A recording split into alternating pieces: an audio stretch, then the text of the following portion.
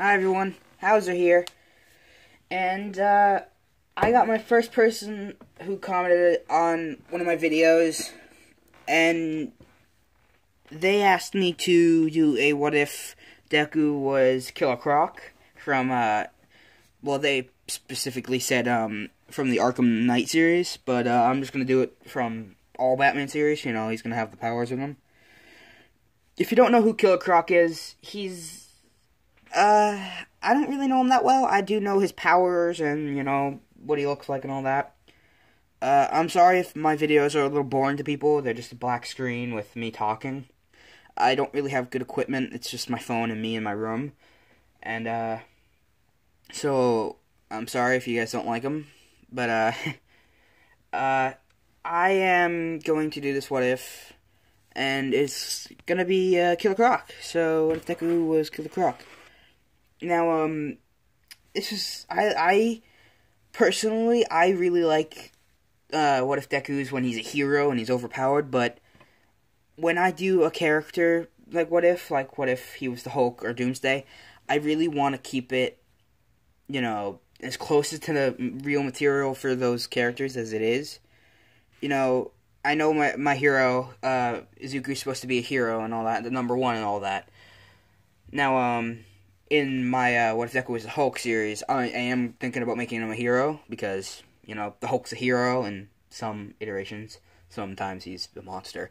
Other times he's good. But, sorry, I'm rambling. I'm going to do this. We're going to start off when Izuku was born. Now, you know, Froppy's quirk, and, I don't know her name, but her hero name's Pinky or whatever. You know how those are, like, mutations, that, like, they can't get rid of their aspects, like Froppy's tongue and her horns and pink skin, they can't really get rid of it. It's gonna be one of those. Now, he's born, and he's really scaly. I hope I pronounced that right, sorry. And he's basically a crocodile dude. So, if you Google search, Killer Croc in Google, or whatever app you have that's a search engine, and find a picture, it's basically that, but as a baby.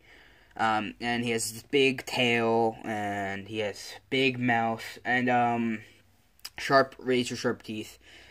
And, so, Deku in this is just, he's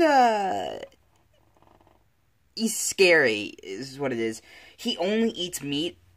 I mean, he will eat vegetables if it's his only option, like if he was trying to survive, but he will normally eat meat. Sorry. I will, do this, though. I'll try to make this one not as, sad. You know what? Forget about it. I'm making this one sad. So, when he was born, Inko, kind of got rid of him as a kid, you know. She didn't really want him. I mean, who would want a crocodile for a baby? I know it's kind of sad and messed up, but, his quirk was completely new. It had nothing to do with his parents. It's not genetic or anything. You know, his mom still has the levitation, small things towards her, and his father's still the fire breath. He was just born the way he is. Like, he couldn't change it if he wanted to. So, she gets rid of him, and she doesn't put him into adoption or anything. She just gets rid of him. Throws him into the sewers like a normal crocodile.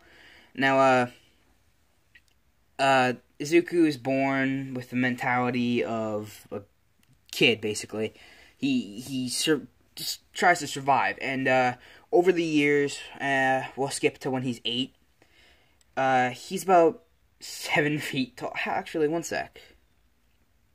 I don't really know how tall Killer Croc is, so we're just gonna say he's, like, 7 feet tall, and we'll just say that Deku's, at age 8, 6 feet 10 inches tall, and, his tail's like an extra 5 feet, so he's big, and he's really muscular. And he's in the sewers, you know, and, at age 8, he's surviving just pure instinct right now. That's the only thing he's surviving with, you know. He's not really in the sewers anymore. Like, he found his way out of the sewers when he was aged, like, 6. He found his way out of the sewers. Like, up to age 6, he was really just surviving off of rats and any people who came down into the sewers. He ate them as well. I know, kind of bad. Now, yes, Deku has no qualms with eating humans, as he doesn't really know that it's a bad thing. You know, he was raised in the sewers by himself, based off of instinct, you know, kill whatever he could eat and run away from whatever he couldn't. And he found his way out into a swampy little land. And, you know, he kind of lives in a swampland by himself. And he swims around most of the time.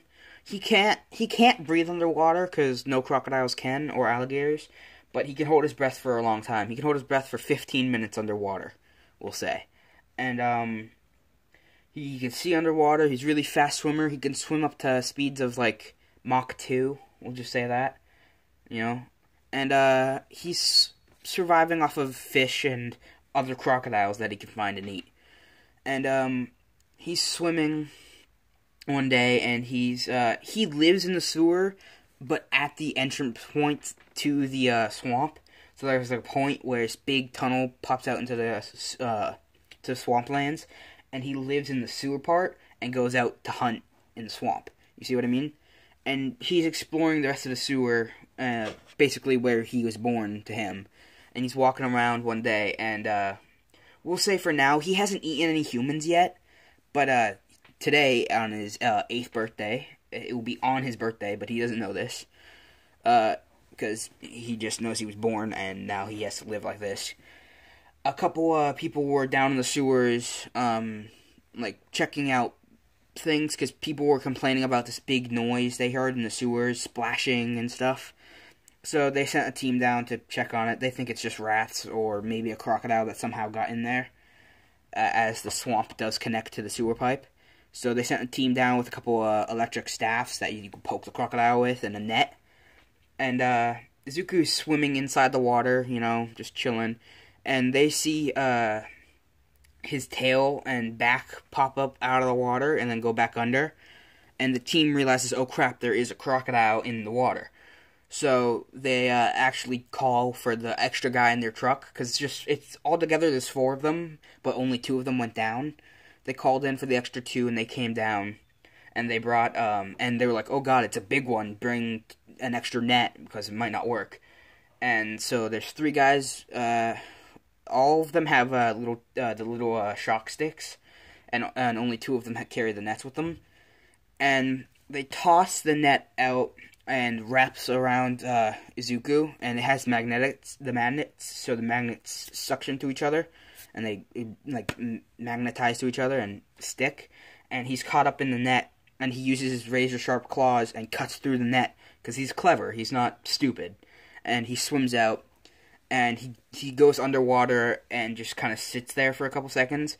And one of the guys is getting impatient, and he sticks his staff into the water and electrocutes it, which shocks Deku, and it kind of hurts, but not that bad. And he swims up, grabbing the guy's staff with his hand, pulling him under the water. And they're like, oh my god, and we'll just say this guy's name is Charlie. And they're like, Charlie, no! And then all of a sudden, the water turns from a yucky mud-like color to a yucky mud red color. And they're like, oh god, he's dead. And then they're like, we don't know that, maybe he just got his arm cut off, you know? Maybe he's still alive. And then all of a sudden, this is going to be really gruesome, his head pops up. And the guy's like, oh, he's alive, because his eyes are open. And they're like, pull him out. So the guy grabs him by the head, and then there's nothing else. It's just his head, like his neck and everything. And they're like, oh god. And the guy who's holding his head is like has his hand still in the water when he realizes the rest of his body's unattached. And he's like, don't do that, get away from the shore. And then Deku pops out of the water with his mouth biting off the other guy's head, falling him back into the water, and the guy falls on the ground. And they're like, oh god. And they start climbing up the ladder, and Izuku stands up, this big 6'10" monster with a big 5" tail, and he swings his tail, hitting the ladder, breaking it off, and they fall back in. And now, if you're not imagining this, like if you don't have it playing out in your head, all you would hear is them going, oh god, no, please, no! And then squirt, blood, boom, and they're gone. And the team never comes back. So the guys who their like managers sent them went to the sewers to find them, and all he found was their car. So he thinks they're still in there searching. So he waits a couple minutes, and then an hour, and then he's like, okay, I want a team down here now. And another team comes, and that's where we're gonna leave it off, with the second team coming. All right, bye guys. Hauser out. Sorry for the short videos. It's just kind of who I am. I do this. I'm thinking I might post a third video. So, alright, bye.